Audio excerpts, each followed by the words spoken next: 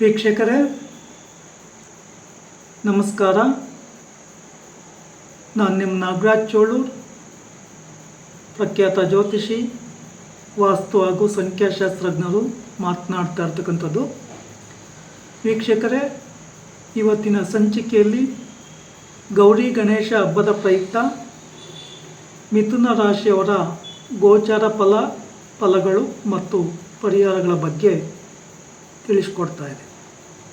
ವೀಕ್ಷಕರೇ, ಮಿಥುನ ರಾಶಿಯವರಿಗೆ ಸಮಯ ಅಷ್ಟೊಂದು ಉತ್ತಮವಾಗಿ ಇರೋದಿಲ್ಲ. ಇವರು ದೊಡ್ಡ ದೊಡ್ಡ ಕನಸನ್ನು ಕಾಣ್ತಾ ಇದ್ದಾರೆ, ಲಕ್ಷಗಳ ವ್ಯವಹಾರಗಳ ಬಗ್ಗೆ ಥಿಂಕ್ ಮಾಡ್ತಾ ಇದ್ದಾರೆ. ಆದರೆ ಯಾವುದು ತಾವು ಅಂದ್ಕೊಂಡ ರೀತಿಲಿ ಆಗ್ತಾಯಿಲ್ಲ. ವಿಶೇಷವಾಗಿ ಈ ಮಿಥುನ ರಾಶಿಯವರಿಗೆ ಗುರುಬಲ ಇಲ್ಲದೆ ಇರುವ ಕಾರಣ ಗುರುವಾರಗಳನ್ನು ಈ ರಾಶಿಯವರು ರಾಘವೇಂದ್ರ ಸ್ವಾಮಿ ಟೆಂಪಲ್ ಅಥವಾ ಸಾಯಿಬಾಬಾ ಮಂದಿರದಲ್ಲಿ ಹಳದಿ ಹೂಗಳನ್ನು ಅರ್ಪಣೆ ಮಾಡಿ ಪೂಜೆ ಕೊಡೋದು ಬಹಳ ಉತ್ತಮ. ಹಾಗೆಯೇ ಈಶ್ವರನ ದೇವಸ್ಥಾನದಲ್ಲೂ ಸಹ ಗುರುವಾರಗಳಂದು ಪೂಜೆ ಮಾಡಿಸ್ಬೋದು. ವಿಷ್ಣುವಿನ ದೇವಸ್ಥಾನದಲ್ಲೂ ಪೂಜೆ ಮಾಡಿಸ್ಬೋದು. ಬಿಲ್ವ ಪತ್ರೆಗಳನ್ನು ಕೊಟ್ಟು ಪೂಜೆ ಮಾಡಿಸ್ಬೋದು. ಅಶ್ವತ್ಥ ವೃಕ್ಷಕ್ಕೆ 12 ಸುತ್ತು ಪ್ರದಕ್ಷಿಣೆ ಹಾಕಿ ಪ್ರಾರ್ಥನೆ ಮಾಡ್ಕೊಂಬೋದ್ರಿಂದಲೂ ಗುರುವಿನ ದೋಷ ಸ್ವಲ್ಪ ಮಟ್ಟಿಗೆ ಕಡಿಮೆ ಆಗುತ್ತೆ, ಶುಭ ಫಲಗಳು ಪ್ರಾಪ್ತಿಯಾಗುತ್ತೆ.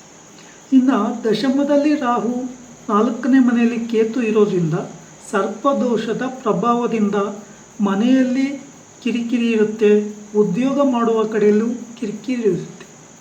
ಇದಕ್ಕೋಸ್ಕರ ನೀವು ನಿಮ್ಮ ಅಕ್ಕಪಕ್ಕ ಇರ್ತಕ್ಕಂಥ ನಾಗನ ಸಾನ್ನಿಧ್ಯಗಳಲ್ಲಿ ನಿಮಗಿಷ್ಟವಾದಂಥ ಮಂಗಳವಾರಗಳೊಂದು ಅಥವಾ ಪಂಚಮಿ ಒಂದು ಅಥವಾ ಷಷ್ಠಿ ಒಂದು ಅಥವಾ ಆಶ್ಲೇಷ ಅಥವಾ ಅಮಾವಾಸ್ಯೆ ಪೌರ್ಣಮಿಗಳಲ್ಲಿ ಪೂಜೆ ಕೊಡ್ತಕ್ಕಂಥದ್ದು, ನಿಮಗಿಷ್ಟವಾದ ಪೂಜೆ ಮಾಡಿಸ್ತಕ್ಕಂಥದ್ದು ಬಹಳ ಉತ್ತಮ. ವಿಶೇಷವಾಗಿ ಸುಬ್ರಹ್ಮಣ್ಯ ದೇವಸ್ಥಾನಗಳಲ್ಲೂ ಪೂಜೆ ಮಾಡಿಸ್ಬೋದು. ಅವಶ್ಯಕತೆ ಉಳ್ಳವರು, ಆಸಕ್ತಿ ಉಳ್ಳವರು ಶ್ರೀ ಕ್ಷೇತ್ರ ಕುಕ್ಕೆ ಸುಬ್ರಹ್ಮಣ್ಯದಲ್ಲಿ ಸರ್ಪ ಸಂಸ್ಕಾರ ಶಾಂತಿ ಹೋಮ, ಆಶ್ಲೇಷ ಬಲಿ, ನಾಗ ಪ್ರತಿಷ್ಠೆಯನ್ನು ಮಾಡಿಸ್ತಕ್ಕಂಥದ್ದು ತುಂಬ ಉತ್ತಮವಾದಂಥ ಫಲಾಫಲಗಳನ್ನು ಕೊಡ್ತದೆ. ವೀಕ್ಷಕರೇ, ಈ ರಾಶಿಯವರು ವ್ಯವಹಾರ ಮಾಡ್ತಕ್ಕಂಥ ಸ್ಥಳಗಳಲ್ಲಾಗಿರ್ಬೋದು, ಉದ್ಯೋಗ ಮಾಡ್ತಕ್ಕಂಥ ಸ್ಥಳಗಳಲ್ಲಾಗಿರ್ಬೋದು, ತುಂಬ ಎಚ್ಚರಿಕೆಯಿಂದ ಇರ್ತಕ್ಕಂಥದ್ದು ಬಹಳ ಉತ್ತಮ. ಯಾಕೆಂದರೆ ಆರೋಪಗಳು ಅಥವಾ ಪ್ರತ್ಯಾರೋಪಗಳು ಬರುವ ಸಾಧ್ಯತೆ ಇರೋದ್ರಿಂದ ಮೈಯೆಲ್ಲ ಕಣ್ಣಾಗಿರಬೇಕು. ಹಣಕಾಸಿನ ವಿಚಾರಗಳಂತಲೂ ಯಾರ್ತಲೂ ಸಾಲ ಮಾಡ್ಕೊಳ್ಳಿಕ್ಕೆ ಹೋಗಬಾರ್ದು. ಸಾಲ ಕೊಟ್ಟರೆ ನೀವು ಅಂದ್ಕೊಂಡ ಟೈಮ್ಗೆ ಹಣನೂ ಬರೋದಿಲ್ಲ. ಯಾರ ಹತ್ರನಾದ್ರು ನಿಮ್ಗೆ ಹಣ ಕೊಡ್ತೀನಿ ಅಂತ ಹೇಳಿದ್ರೆ ಅವರು ಕೊಡಬೇಕಾದ ಟೈಮ್ಗೂ ಸಹ ಕೊಡೋದಿಲ್ಲ. ನಿಮ್ಮ ಮಾತಿನ ವಿಚಾರಗಳಲ್ಲಾಗಲಿ ವ್ಯವಹಾರಗಳ ವಿಚಾರಗಳಲ್ಲಾಗಲಿ ತುಂಬ ಎಚ್ಚರಿಕೆಯನ್ನು ತೆಗೆದುಕೊಳ್ಳಿ.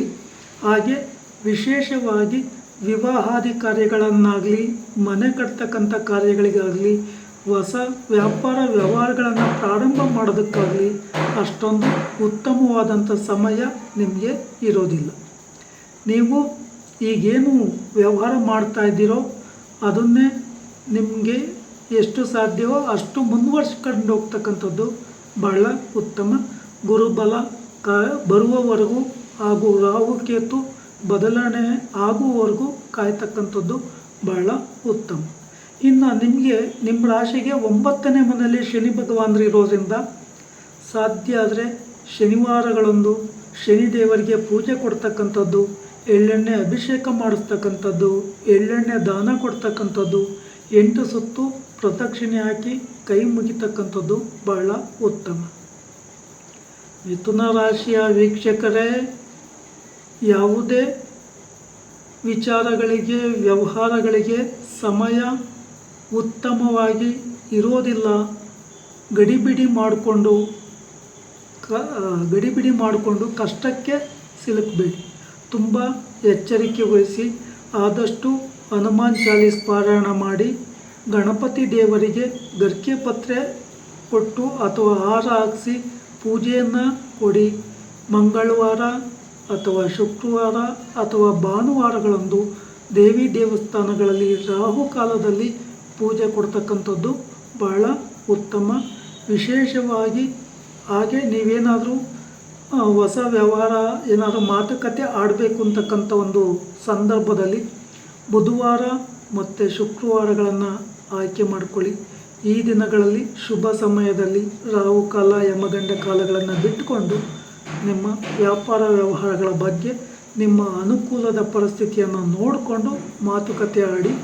ಬೇರೆಯವರ ಹಣವನ್ನು ನಂಬಿಕೊಂಡು ಅಥವಾ ಬೇರೆಯವರ ಭರವಸೆಯನ್ನು ನಂಬಿಕೊಂಡು ಮಾತಿಗೆ ಸಿಕ್ಕಿಬಿದ್ದು ತೊಂದರೆಗೆ ಸಿಲುಕಬೇಡಿ. ಯಾರಿಗೂ ಶ್ಯೂರಿಟಿ ನಿಲ್ಲೋದು, ಜಾಮೀನು ನಿಲ್ಲೋದು ಅಥವಾ ಹೆಲ್ಪ್ ಮಾಡ್ತೀನಿ ಅಂತ ಹೇಳ್ತಕ್ಕಂಥದ್ದು ಇದೆಲ್ಲ ಉತ್ತಮವಾದಂಥ ಸಮಯ ಅಲ್ಲ. ಉತ್ತರ ದಿಕ್ಕು ಶುಭಪ್ರದವಾಗಿರ್ತದೆ, ಪೂರ್ವ ದಿಕ್ಕು ಸಹ ನಿಮಗೆ ಶುಭಪ್ರದವಾಗಿರ್ತದೆ. ಈ ದಿಕ್ಕಿನ ವ್ಯಾಪಾರ ವ್ಯವಹಾರಗಳಲ್ಲಿ ಅಭಿವೃದ್ಧಿಯನ್ನು ನೀವು ಹೊಂದ್ತೀರಿ. ವೀಕ್ಷಕರೇ, ಈ ವಿಡಿಯೋ ಇಷ್ಟ ಆಯಿತು ಅಂದರೆ ಲೈಕ್ ಮಾಡಿ, ಶೇರ್ ಮಾಡಿ, ನನ್ನ ಪೇಜನ್ನು ಫಾಲೋ ಮಾಡಿ, ಸಬ್ಸ್ಕ್ರೈಬ್ ಆಗಿ, ಆಲ್ ಐಕಾನ್ ಒತ್ತಿ, ಬೆಲ್ ಐಕಾನ್ ಒತ್ತಿ. ನಮಸ್ಕಾರ.